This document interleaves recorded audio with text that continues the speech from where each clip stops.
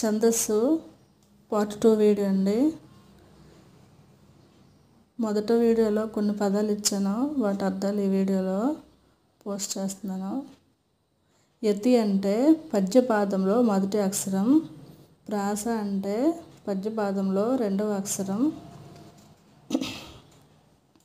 యతిస్థానం అంటే మొదటి అక్షరమైన యతితో మైత్రి కుదుర్చుట. ప్రాస నియమం అంటే పద్యం ఉంటుంది కదండి, పద్యంలో అన్ని పాదాల్లో రెండవ అక్షరం ఒకే హల్లుతో ఉంటుందండి. పద్యంలో 4 పాదాలు ఉంటే అన్ని పాదాల్లో రెండవ అక్షరం ఒకే హల్లు ఉంటుందండి.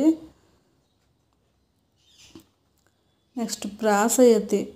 ప్రాసయతి అంటే రెండవ అక్షరమైన ప్రాసతో మైత్రి కుదుర్చటం. మాత్రాకాలం. మాత్రాకాలం అంటే రెప్పపాటు కాలం అండి. తర్వాత లఘువు. లఘువు అంటే రెప్పపాటు కాలంలో పలికే వాటిని లఘువు అంటారండి. వాటిని గురువు అంటే ద్విమాత్ర కాలంలో పలకబడేవండి.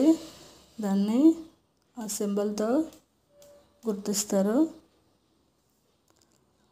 ఫ్లుతము. ఫ్లుతము అంటే త్రిమాత్ర కాలంలో పలకబడేవి. అవులండి ఫ్లుతములు. వ్యంజము అంటే అర్ధమాత్ర కాలంలో పలకబడేవి. ఎగ్జాంపుల్ ఇక్ అనేది అర్ధమాత్ర కాలంలో పలుకుతుందండి.